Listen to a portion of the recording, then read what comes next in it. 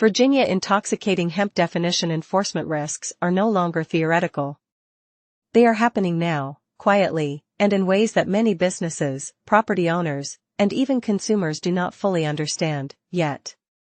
And what makes this especially important is that enforcement is not always announced before it happens. Let's pause here. Because if you operate in Virginia, or live in a locality like Norfolk or Hampton Roads, this affects you more than you might think. Welcome to Norfolk, Virginia Cannabis Hub, and today we will be exploring Virginia intoxicating hemp definition and enforcement risks. Here's the context and why this issue exists. Virginia intoxicating hemp definition enforcement risks began escalating after lawmakers attempted to close what they viewed as a regulatory gap.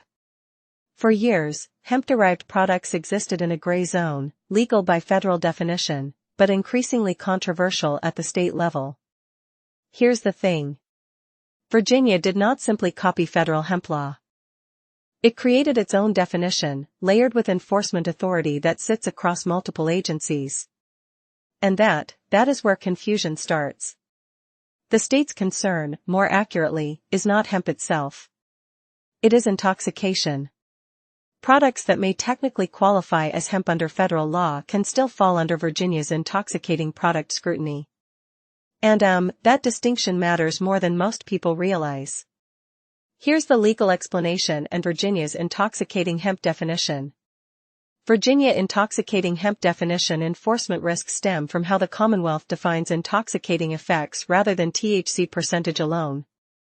Virginia law focuses on whether a product is capable of producing intoxication when used as intended. That sounds simple. It is not. This definition allows regulators to look beyond labels, certificates of analysis, or even hemp sourcing.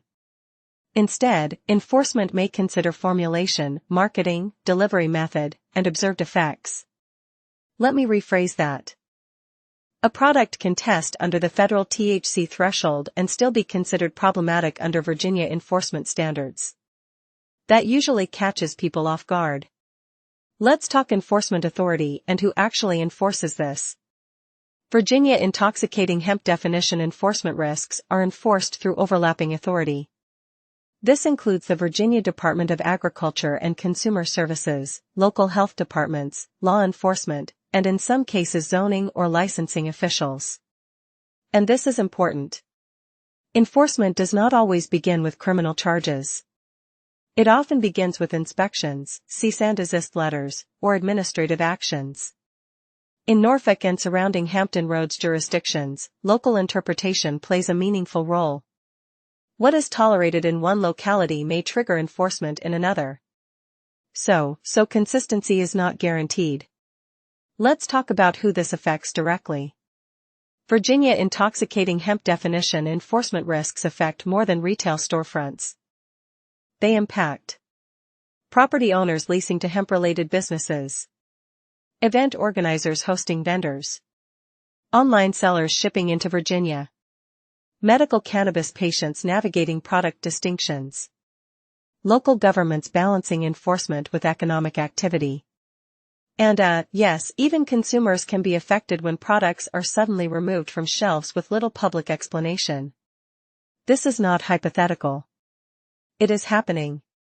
Here's a scenario on how enforcement can unfold. Imagine a small retail shop in Norfolk. The business sells federally compliant hemp products. Lab reports are current. Packaging avoids explicit medical claims. But a complaint is filed. An inspection follows. Officials evaluate not just the lab results, but the product's form, concentration, and how it is commonly used. If they determine intoxication is likely, enforcement can proceed. No warning press conference. No statewide announcement. Just action. And this is where risk becomes real. Why this matters legally and practically. Virginia intoxicating hemp definition enforcement risks matter because ambiguity creates liability. Businesses cannot rely solely on federal definitions. Consumers cannot assume availability equals legality. And communities may experience uneven enforcement that feels arbitrary, even when it is legally grounded. Here's the thing. Unclear law does not protect you. It exposes you. That usually surprises people.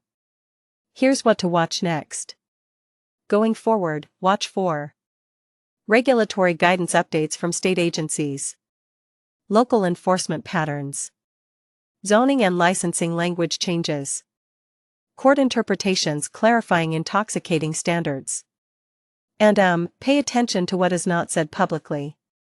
Silence often signals internal enforcement alignment. So here's the question. Do you believe Virginia's intoxicating hemp definition provides clarity, or does it create unnecessary enforcement risk? Put your answer in the comments. Respectful discussion only. Please like, comment, and subscribe for more videos like this.